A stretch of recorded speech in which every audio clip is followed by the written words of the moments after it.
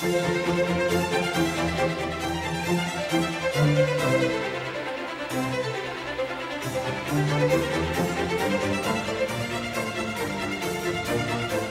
I'm Lisa Brady. I'm the superintendent at Hunterdon Central, welcoming you to this edition of Eye on Hunterdon.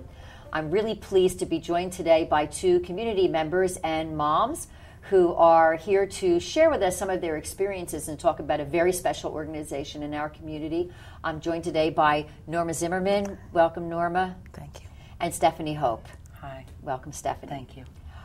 Norma and Stephanie, we went around a lot about the focus of this programming because it's emotional for both of you, and I think emotional for many people that have been and shared the experiences that you have. We're going to talk today about Ride for Eric and the importance of the organization and what it accomplishes. And Norma, obviously you have been involved with Ride for Eric for many years and since its inception. So just kindly, briefly, tell us a little bit about what Ride for Eric is. Okay, the first Ride for Eric was actually 3 years ago, and it was friends of ours, Sue and Joe Girardi, that did a fundraiser for my family, for my son, for his medical bills.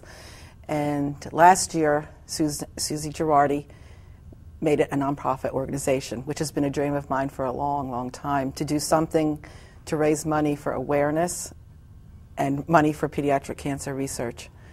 Last year we had a good year, but this year we're going to have even better year. But it's also, a lot of it is to bring awareness for other people to see just what these children go through with their treatment and what the families go through. These children go through so much with their treatment. There's words like Broviac and spinal tap and MRIs and chemotherapy, and this is all everyday words to these kids. And we need better treatment. We need to eliminate cancer.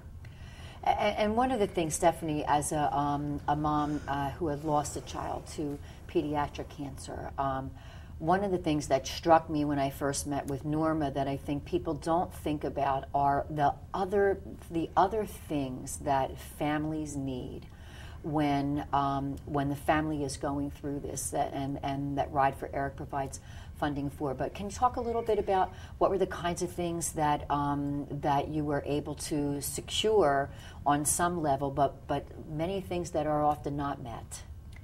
Much of the support I received, in all honesty, came from my community, which is why the Ride for Eric and Norma and her family are such an inspiration to me, and why I'm working with her so closely. I think this is a very important community organization that Norma's created. Our community has done enormous things for me and my family, from food being delivered to gift cards to a simple card just to let them know that they were there for me. Phone calls. I mean, the most non-monetary type things, non-selfish things that were very supportive. Emotions play a large part of cancer and families, and what do we do and how do we feel and where do I go? And it's that type of support. I think that Ride for Eric not only gives the monetary gift cards to a family in our area that may need it, but Norma and our committee and all of the people that are involved in this have also been a tremendous strength to me after the passing of my son. Norma's situation is a success story. Eric has survived, and that's an incredible thing for me to be a part of, to see him survive and be a part of the community. And then the part that, you know, there are people that are every day affected by cancer, not just children, that are part of this committee, that also we come together as our own family. And when these events occur, you'd be surprised at how many people are truly affected by this horrible disease that needs to be stopped. So the community gives back to me. Going back to your original question, the financial support, there are a lot of organizations out there that do a lot of great things, and I would never discourage anyone from reaching out to those organizations as well. I experienced tremendous things from Ronald McDonald House and from there's social workers within the hospitals that we attended, gas cards, all types of things. I think that Norma makes great decisions with the fundraising that she does on the community members and what they need. She knows the families, so she can pinpoint what's best for them in their time of need, whether it even be Norma's called me and said, I know someone, can I give them your name to talk to you? So Ride for Eric is more than just the monetary component to it. It's also the emotional component that's so very important to people when they go through this type of horrible, horrible disease. Norma, talk a little bit about your experiences as well with Eric.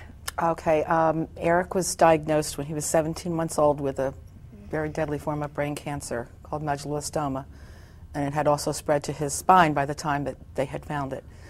He went through surgery and then 14 months of chemotherapy and finished his treatment with 6 weeks of radiation in May of '94, and he's been cancer-free ever since. But he does have a lot of long-term disabilities from the treatment that saved his life.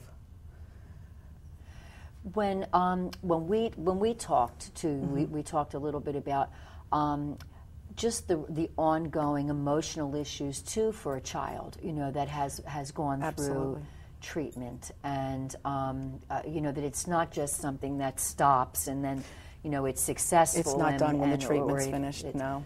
And what are some of those kinds of things? He has had 2 cataract surgeries. He's had vascular brain.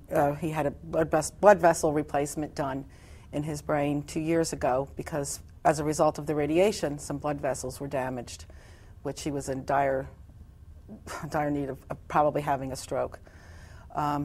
He did well with the surgery. He also has a lot of testing done for his heart because they find that when they've received radiation through the spine, that he could probably have heart problems when he gets to his early 30s. He's been on growth hormone for about 10 years, I think, and that because the radiation destroyed the pituitary gland, so he wasn't growing. And he's now on a maintenance plan for that because he has a point he's not going to grow anymore. But the maintenance plan gives him, strengthens his bones, and gives him energy and everything too. But also recently they found some scarring on his lungs that they're investigating on that was also from the radiation. But bringing awareness to this, I think, generates compassion and understanding from others for him. And that's one of the reasons, you know, you want people to understand what these kids are going through. Stephanie, was that your experience too, that people really didn't, or maybe even you in the beginning, just not understanding what the magnitude of the situation is? Absolutely. No one ever wants to hear the C word, and the minute you are diagnosed and you're told that your son has a large mass, and then they convert it from mass to cancer, it's incredibly devastating. You go through entire phases of grief, from denial to anger, and then you walk into a hospital, and I remember being there, and after the surgery they had moved us to the oncology floor, and I was very angry. I was very angry with doctors. I'm like, why are you sending us there? He doesn't have cancer. It's gone. You removed it. So I myself... And how old was he at that time? At that time, he was 2. Mm-hmm. We had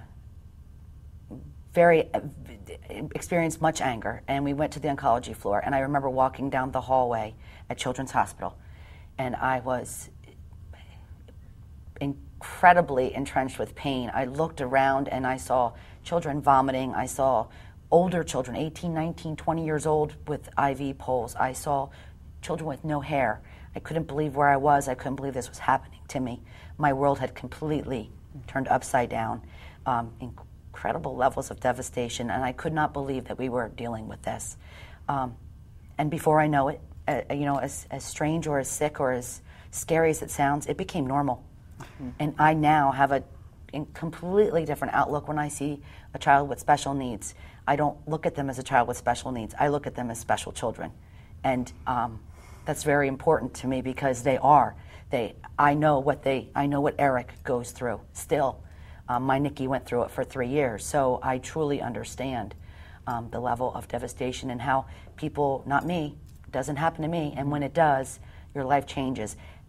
And although my Nikki's gone, Eric is still here, and there are still children fighting. So his journey was for nothing. It wasn't for nothing. It was for something. It was for something special. It was for me to go on and join up with wonderful people like Norma and continue fighting, because cancer's not just children or adults or different races of people or different sizes of people. It's for everyone, and we need to stop it. It's important.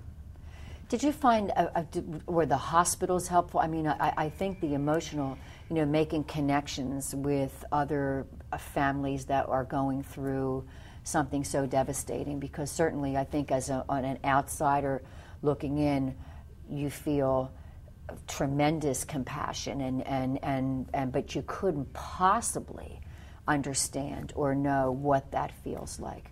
How did you and Norma get connected with one another? Ironically, my mother and Norma are friends from years ago, and Norma's husband Eric worked with me at South Hunterdon. Mm-hmm. And I remember Eric telling me the story about his son because they were doing a blood drive for Eric. Okay. And I had not yet had Nikki. So I had known the Zimmerman family, or the Case family, from years ago. And then I got involved when Nikki was diagnosed with the Relay for Life. Okay. And I participated because we were invited as survivors. At the time, Nikki was still with us. And I had watched Norma and Eric run around the fields that day and watched the tremendous effort they put behind it. And I had always, I guess you just connect when you have children that go through the same thing. It's and understanding. It really is. Besides the family background and knowing the family beforehand, we've just grown to just know. And, we know how to act, we know what to say, we know how to feel.